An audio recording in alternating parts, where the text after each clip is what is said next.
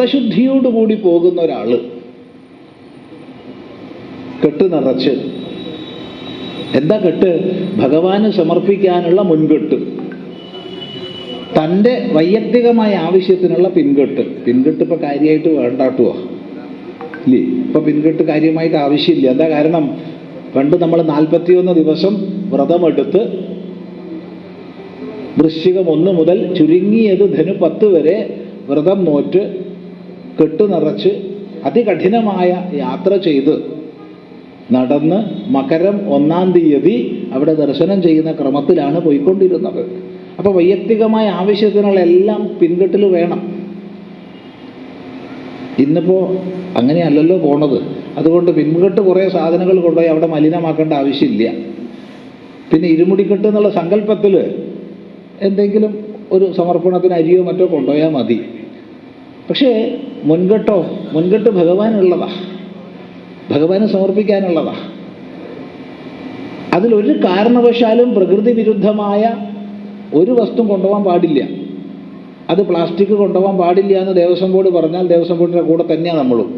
Plastic കൊണ്ടുപോകാൻ പാടില്ല. ആ പരിശുദ്ധമായ കാനന സങ്കേതത്തിൽ പ്ലാസ്റ്റിക് കൊണ്ടുപോയി മലിനമാക്കാൻ പാടില്ല. പക്ഷേ മറ്റൊരു സമർപ്പണവും വേണ്ട എന്നുള്ള അവസ്ഥയിലേക്ക് കാര്യങ്ങൾ നീങ്ങുമ്പോഴോ, കർപ്പൂരം വേണ്ട, ചന്ദനത്തിരി വേണ്ട, ഇവിടെ ഇവയുടെ പേരിലുള്ള മലിന വസ്തുക്കൾ കൊണ്ടുപോകരുതെന്ന് പറയാം.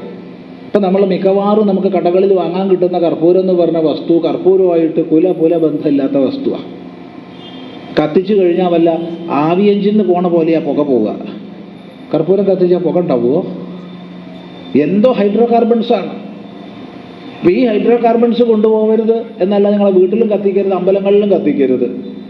ഇതിനേക്കാൾ ഭീകരനാണ് ഇന്ന് ചന്ദനത്തിരി, അഗർബത്തി എന്നൊക്കെ പറഞ്ഞ് വാങ്ങണ സാധനം.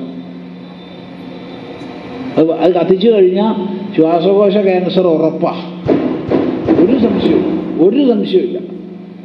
ഇന്ന് നമ്മളീ പൂജകന്മാരെയൊക്കെ സ്ഥിതി എന്താവുന്നാവോ? കാരണം ശ്രീകോവിലിൽ ഇത് കത്തിച്ചിട്ട് വാതിലടച്ചിട്ടാ പൂജ ചെയ്യുക. ഒരു 5 മിനിറ്റ് ദിവസവും ശ്വസിച്ചാൽ തന്നെ എന്താ ഉണ്ടാവുക? ഒരാൾ എന്നോട് പറഞ്ഞിട്ടുണ്ട്, സ്വാമി ഈ അടുത്തായിട്ട് എനിക്ക് ജപം ചെയ്യുമ്പോൾ നല്ല ഏകാഗ്രത വരുന്നുണ്ട്, നല്ല ധ്യാനം, ഒരു സമാധിയുടെ അവസ്ഥ എനിക്ക് കിട്ടുന്നുണ്ട്. ഞാൻ ചോദിച്ചു, നിങ്ങൾ ഈ സാധനം കത്തിച്ചു വെച്ചിട്ടാണോ ഇരിക്കാറ്? എന്നാ അതാ, വേറൊന്നും അല്ല, മയങ്ങി പോവുകയാണേ. ഒരു പരസ്യം കണ്ടിട്ടുണ്ട്, just burn it and reach heaven എന്ന്. Just burn it and reach heaven. ഹെവനാണോ ഹെല്ലാണോ എന്ന് നമുക്കറിയില്ല, എന്തായാലും എവിടെയൊന്ന് എത്തും, സംശയമില്ല. അപ്പൊ ഇങ്ങനത്തെ വസ്തുക്കൾ കൊണ്ടുപോകരുത്, 100% നമ്മളതിന് യോജിപ്പാണ്. എന്നാൽ കൊച്ചു കുട്ടിയുടെ അരികെ പോകുമ്പോഴും ഗുരുനാഥൻ്റെ അരികെ പോകുമ്പോഴും ദേവതയെ കാണാൻ പോകുമ്പോഴും രാജാവിനെ കാണാൻ പോകുമ്പോഴും വെറും കൈയോടുകൂടി പോകരുതെന്നാണ് നമ്മെ പൂർവികന്മാർ പഠിപ്പിച്ചിട്ടുള്ളത്. കൊച്ചു കുട്ടിയുടെ അടുത്ത് പോകുമ്പോൾ എന്താ വേണ്ടേ? എന്തായാലും മിഠായിയോ ബിസ്ക്കറ്റോ വല്ല JCBയോ തോക്കോ എന്തെങ്കിലും കൊണ്ടുപോകണം. എന്തെങ്കിലും ഒന്ന് കൊണ്ടുപോകണം കുട്ടികളുടെ അടുത്ത് പോകുമ്പോൾ. അതുപോലെ ഗുരുനാഥൻ്റെ അടുത്ത് പോകുമ്പോൾ എന്തെങ്കിലും ഒന്ന് കൊണ്ടുപോകണം. ഗുരുനാഥൻ്റെ കയ്യിൽ വെറും കൈയോടുകൂടി പോകാൻ പറ്റില്ല. ദേവതയുടെ മുമ്പിലേക്ക് പോകുമ്പോൾ വെറും കൈയോടുകൂടി പോകാൻ പാടില്ല, സമർപ്പണ ദ്രവ്യത്തോടു കൂടി വേണം പോവുക. പിന്നെ രാജാവ് ഇന്നിപ്പോൾ ഇല്ലയെന്ന് വെച്ചോളൂ, നമ്മെ സംബന്ധിച്ച് രാജാവില്ല.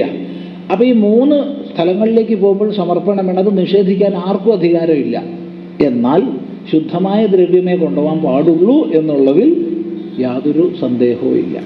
പക്ഷേ അതിൻ്റെ പേരിൽ ആചാരം തന്നെ നിഷേധിക്കപ്പെടുമ്പോൾ, സമർപ്പിക്കുക എന്നുള്ള ഭക്തന്റെ അധികാരം തന്നെ നിഷേധിക്കപ്പെടുമ്പോൾ, ക്രമികമായി ഒന്നൊന്നായി നമ്മുടെ ആചാരങ്ങളെ അട്ടിമറിക്കാനുള്ള പരിശ്രമത്തിൻ്റെ ഭാഗമായിട്ടേ അതിനെ നമുക്ക് കാണാൻ കഴിയും. ശ്രദ്ധിക്കുക. അതുകൊണ്ട്